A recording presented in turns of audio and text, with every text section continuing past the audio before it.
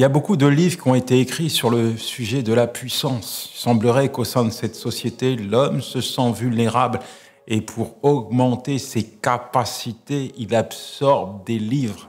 Il fait même des séances de coaching où on va le pousser dans ses retranchements et l'emmener jusqu'à marcher sur des braises. On le galvanise, on le gonfle à l'hélium. Waouh! Il se sent fort et tout-puissant. Mais il n'en demeure pas moins que sans Dieu, l'homme est fragile, l'homme est composé de terre. Alors, lorsque la situation arrive, l'homme a tendance à perdre toutes ses forces, toutes ses ressources. Et il réalise que sans Dieu, finalement, il est sans force. Savez-vous que Dieu a la puissance dont vous avez besoin? Même si vous êtes fatigué, usé, à bout de force, épuisé par une situation particulière, Dieu a la puissance de vous relever. Il est la source de votre énergie.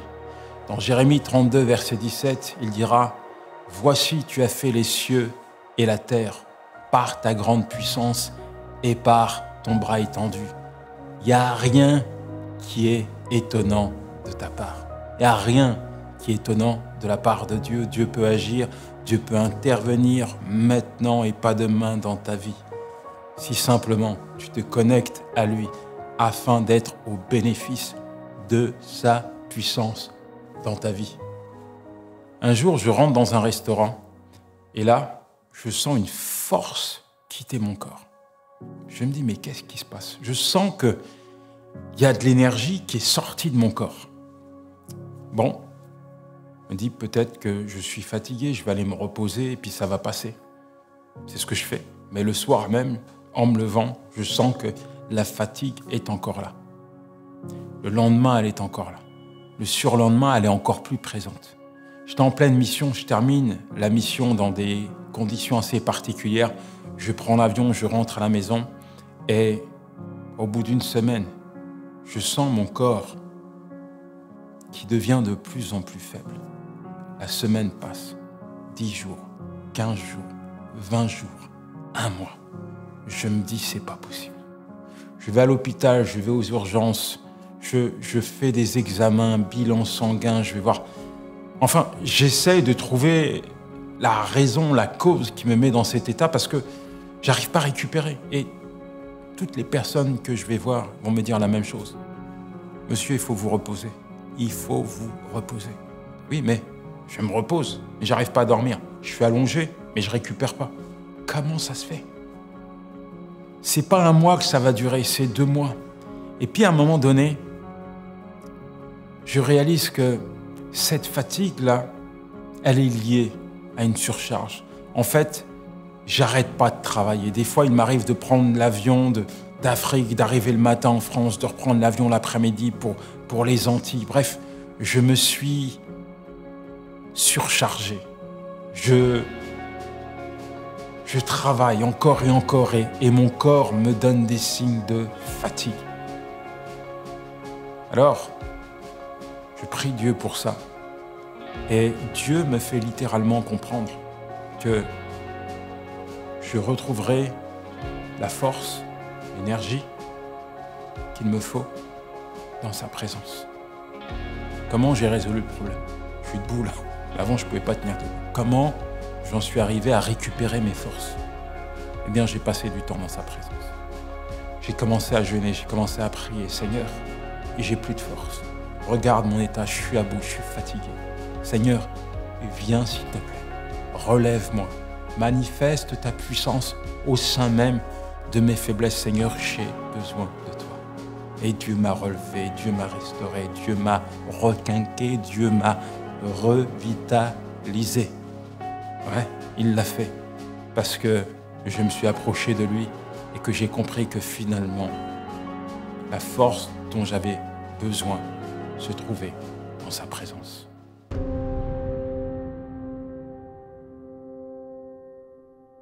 Car c'est Dieu qui produit en vous le vouloir et le faire selon son bon plaisir. Philippiens 2, verset 13. Je voulais te dire, mon ami, que Dieu est la source de ton énergie. Est-ce que tu es connecté à Dieu? Être connecté à Dieu, c'est être connecté à la puissance de Dieu. Malheureusement, il y a beaucoup de personnes qui ne sont pas connectées à la puissance de Dieu. Résultat, ils manquent d'énergie. Il y a plein de choses dans la vie que tu vas commencer, tu ne vas pas pouvoir terminer parce que tu n'as plus de force. Tu es fatigué, tu es vidé, tu es épuisé. Dans le psaume 6, versets 2 à 3, il est dit ceci: « Seigneur, je n'ai plus de force. Tout mon corps tremble. Je suis fatigué. Tout mon corps est affaibli. » Et ce verset, c'est peut-être le verset de ta vie. Tous les jours, tu réalises que tu es à bout de force. Tu n'en peux plus. Tu n'as plus l'envie d'avancer, l'envie de persévérer, l'envie de te battre, l'envie de continuer. Tu as juste envie de te reposer parce que tu es fatigué.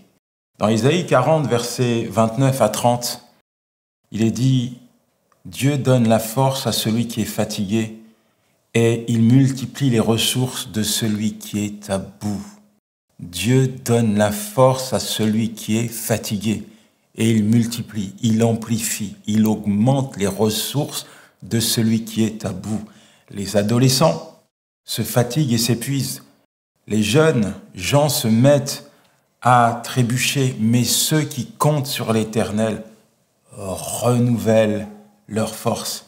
Ils prennent leur vol comme l'aigle, ils courent sans s'épuiser, ils marchent sans se fatiguer. C'est une réalité. Quand tu fais confiance à Dieu, il renouvelle tes forces. Il te donne l'énergie, la puissance, la capacité nécessaire pour avancer, pour continuer le travail dans lequel tu t'es engagé, pour livrer la bataille, le combat qui est le tien. Quand tu te confies à Dieu, tu peux t'appuyer sur sa puissance. Alors peut-être que tu es en train de te dire: mais moi je marche avec Dieu, je lis ma Bible, je vais à l'église, mais je suis fatigué. Je suis fatigué, je suis épuisé, je n'y arrive pas. En fait, c'est peut-être une réalité pour toi, mais ce n'est pas définitif. Peut-être qu'actuellement tu manques de la puissance de Dieu, peut-être actuellement tu n'as pas encore expérimenté cette dimension dans ta vie. Mais je vais quand même te donner quelques pistes de réflexion, quelques vérités qui vont te permettre maintenant de sortir de ta fatigue pour réellement vivre une nouvelle vie sous la puissance de Dieu. Et alors, c'est ton quotidien qui va changer. Oui, il est certain que si tu n'as pas expérimenté ces vérités, tu vas manquer d'énergie, tu vas manquer de puissance, tu vas manquer de persévérance.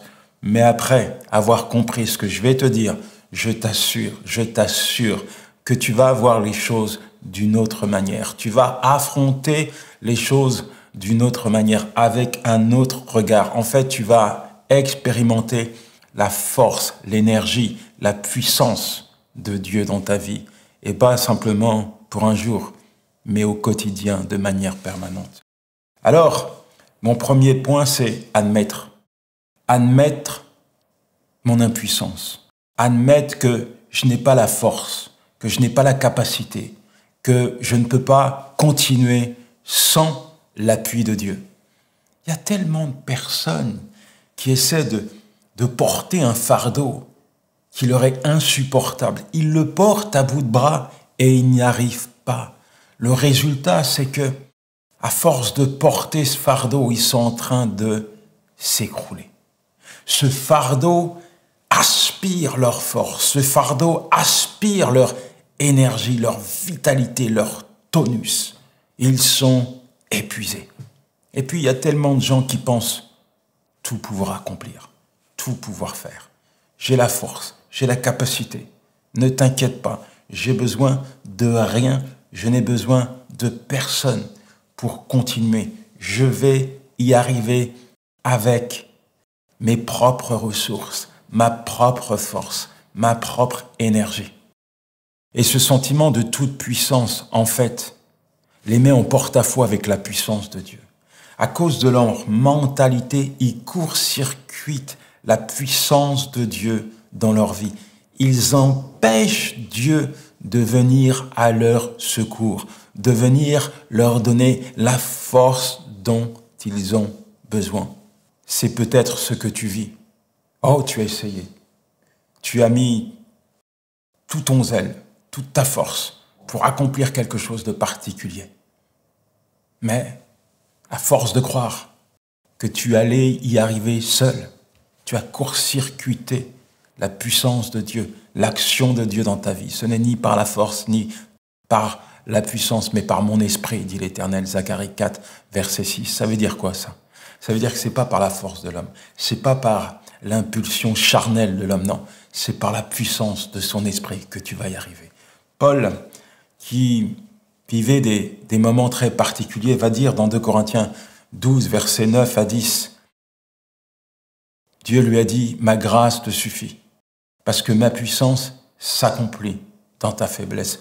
Paul, à ses yeux, avait une faiblesse, quelque chose qui le dérangeait. Alors il a prié Dieu, mais Dieu lui a répondu et lui a dit, ma grâce, elle te suffit, parce que ma puissance se manifeste, se déploie au sein même de tes faiblesses.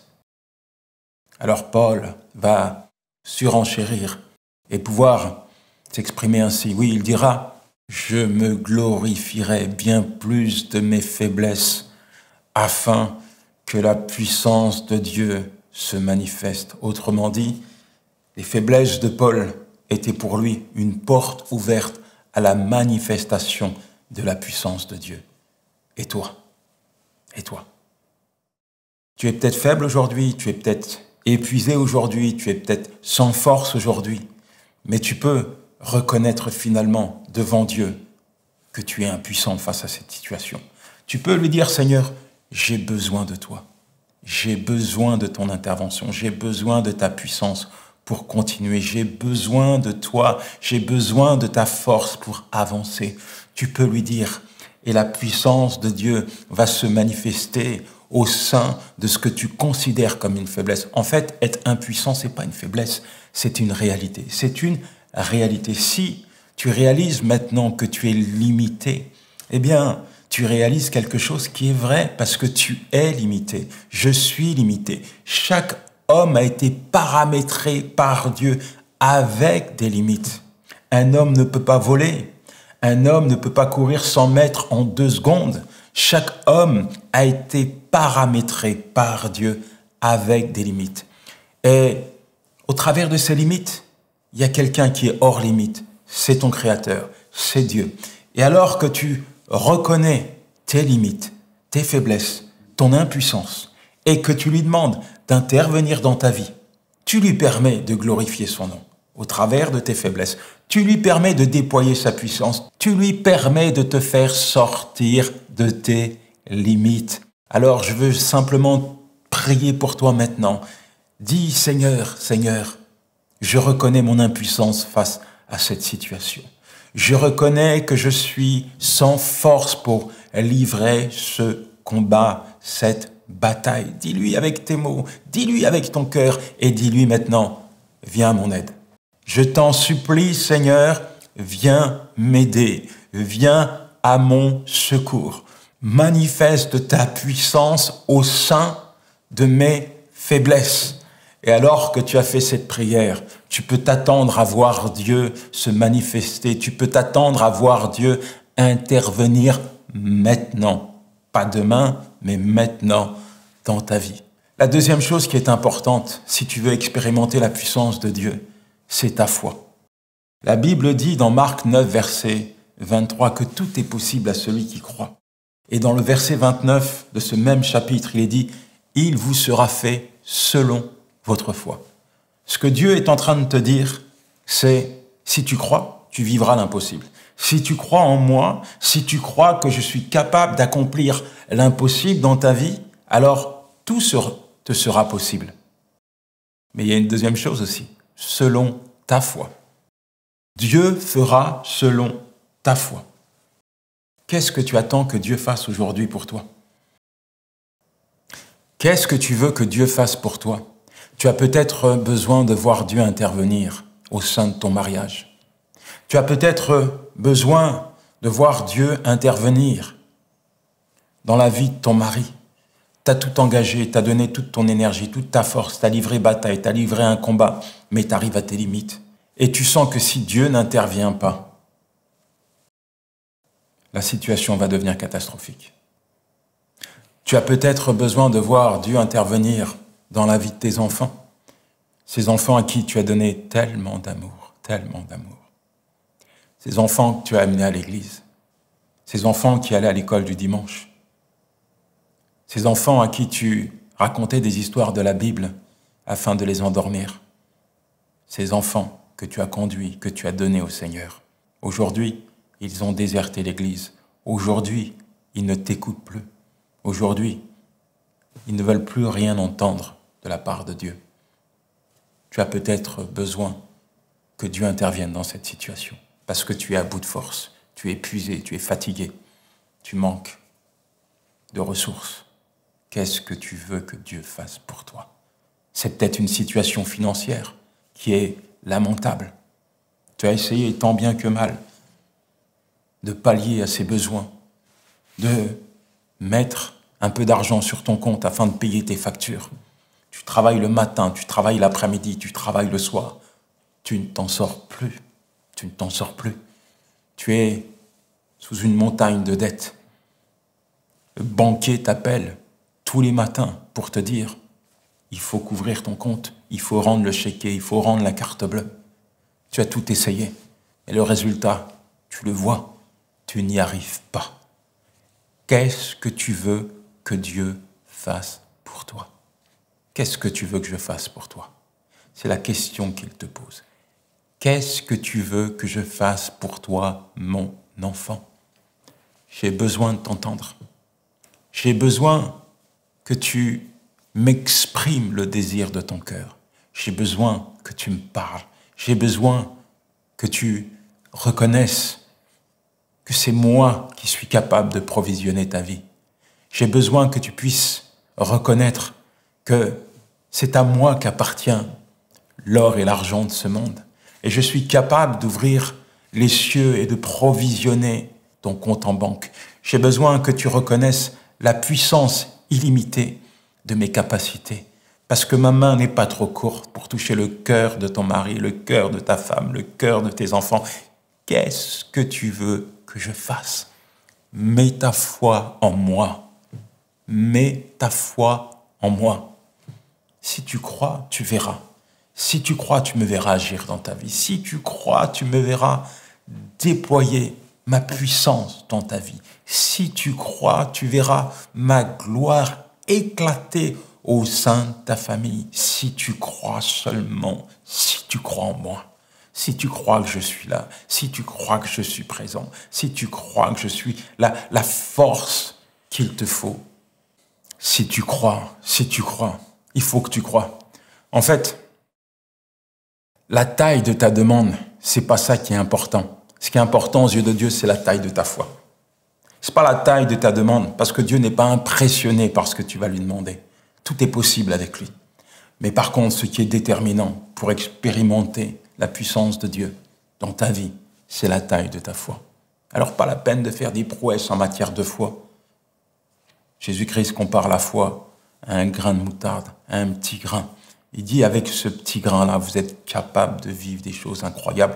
Vous êtes capable de déplacer des montagnes, parce qu'avec ce petit grain-là, vous m'honorez. Oui, lorsque vous placez votre foi en moi, je suis honoré et je me fais un plaisir d'honorer ceux qui me cherchent. Mon troisième point, c'est le langage de la foi. Quel est ton langage? 2 Corinthiens 4, verset 13, il est dit, nous aussi nous croyons et c'est pour cela que nous parlons. Nous aussi nous croyons, c'est pour ça que nous parlons. Tu veux voir la puissance de Dieu agir dans ta vie? Alors, il ne faut pas simplement croire, mais il faut croire et proclamer. Je proclame ce que je crois. C'est de l'abondance du cœur que la bouche parle. Quand tu ouvres ta Bible et tu commences à lire la parole de Dieu, que tu vois toutes les richesses de cette parole, toutes les vérités que renferme cette parole, et que tu commences à abreuver ton cœur de ces paroles, ton cœur de ces promesses, ton cœur de tous les bienfaits de Dieu. Quand tu abreuves ton âme de tout ça, qu'en est-il? Qu'est-ce qui ressort de ta bouche? Qu'est-ce qui ressort de ta bouche lorsque tu fais face à des limites?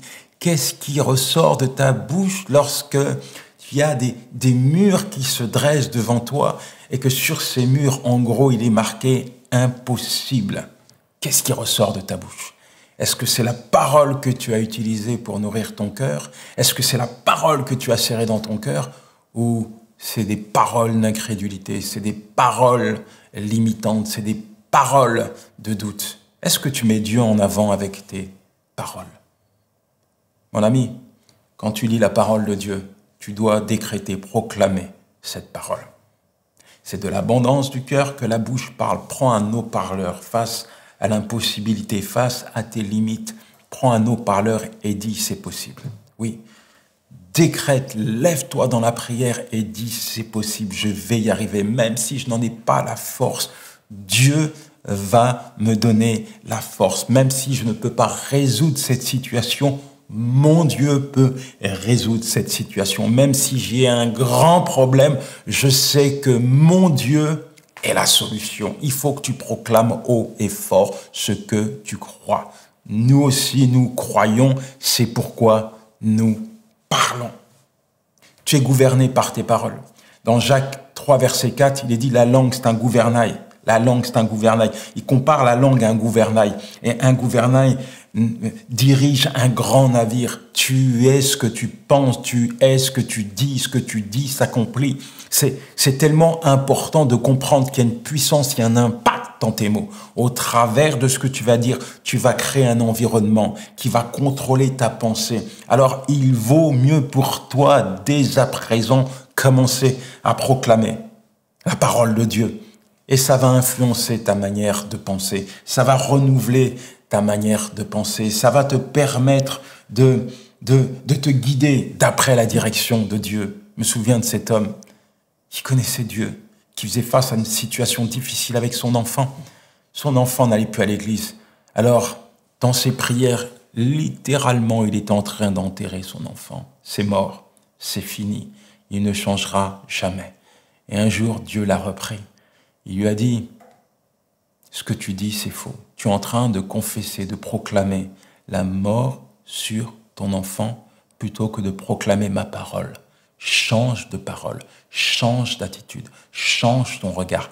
Commence à proclamer ma parole. Commence à proclamer ce que moi je suis capable de faire. Proclame la vie là où il y a la mort. Et il s'est mis à proclamer la vie. Il s'est mis à proclamer la parole de Dieu. Sais-tu ce qui s'est passé? Aujourd'hui, son enfant est revenu à la maison du Seigneur. Il en sera de même pour toi. Mon dernier point, c'est il faut toujours poser des actes de foi. Même quand tu ne vois rien, il faut croire, il faut proclamer, il faut poser un acte. Tu crois, tu proclames, tu poses un acte. J'aime cette histoire dans le peuple d'Israël, devant la mer Rouge, ils ont dit, alors que l'armée des Égyptiens arrivait, ils ont dit à Moïse, ramène-nous en Égypte. On va mourir, on va être enterrés là-bas. Ramène-nous en Égypte. Et Dieu est intervenu parce que Dieu savait que ce n'était pas la fin de son peuple. Dieu savait ce qu'il allait faire pour sauver son peuple. Et quand Dieu a ouvert la mer Rouge, quand le peuple a traversé la mer Rouge, tout à coup, après l'intervention de Dieu, ils se sont mis à louer et à glorifier Dieu. Ah, ils ont manqué quelque chose. C'était pas après qu'ils devaient élever la voix vers Dieu. C'était avant, pendant et après. Avant, pendant et après. Pose un acte de foi. Même si tu ne vois rien, dis je crois. Vis comme si tu avais obtenu une réponse à ta prière. Vis comme si ce mur d'impossibilité avait disparu parce que Dieu l'avait fait exploser. Vis comme si Dieu t'avait déjà exaucé. Si tu crois, tu verras ma gloire s'accomplir dans ta vie. Alors maintenant, je veux prier pour toi. Je veux demander à Dieu d'intervenir dans ta vie. Je veux demander à Dieu de se révéler à toi. Je veux demander à Dieu de déployer sa puissance dans chaque paramètre de ta vie. Seigneur, merci pour ton enfant. Merci parce que tu connais son état, tu connais son cœur, tu connais, Seigneur, sa situation. Il n'y a rien qui t'échappe, Seigneur. Et il n'y a rien qui empêche, Seigneur, ta puissance de se manifester. Ceux qui t'honorent, Seigneur, c'est ceux qui te cherchent, ceux qui croient en toi. Ceux qui t'honorent, Seigneur, c'est ceux qui vivent par la foi, Seigneur. C'est ceux qui avancent, qui marchent et qui posent des actes de foi au quotidien. Alors, je te prie, Seigneur, pour que tout cela soit visible, palpable dans la vie de ton enfant. Qu'à partir de maintenant, Seigneur, il puisse reconnaître que tu es le Tout-Puissant. Qu'à partir de maintenant, Seigneur, il puisse croire, Seigneur, que rien ne lui est impossible. Qu'à partir d'aujourd'hui, il puisse proclamer, confesser ta puissance. Qu'à partir, Seigneur, de maintenant, il puisse vivre, Seigneur, quelque chose de surnaturel. Parce que la foi, Seigneur, c'est une espérance des choses, Seigneur. C'est une démonstration des choses qu'on espère et qu'on ne voit pas. Oui, Seigneur, merci de ce que tu ouvres les yeux spirituels de tes enfants. Merci de ce qu'à partir de maintenant, Seigneur, ta toute puissance se déploie dans leur maison, se déploie dans leur foyer, Seigneur, se déploie dans la vie de leur mari, de leur épouse, de leurs enfants, se déploie dans leurs finances, se déploie dans tout ce qu'ils entreprennent pour toi, qu'ils puissent voir, Seigneur, ta main faire exploser leurs limites. Dans le puissant nom de Jésus, je t'ai prié.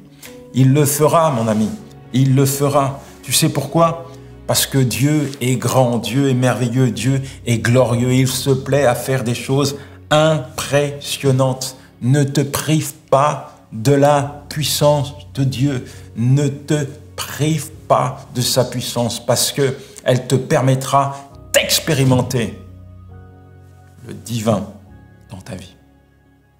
Allez, ciao.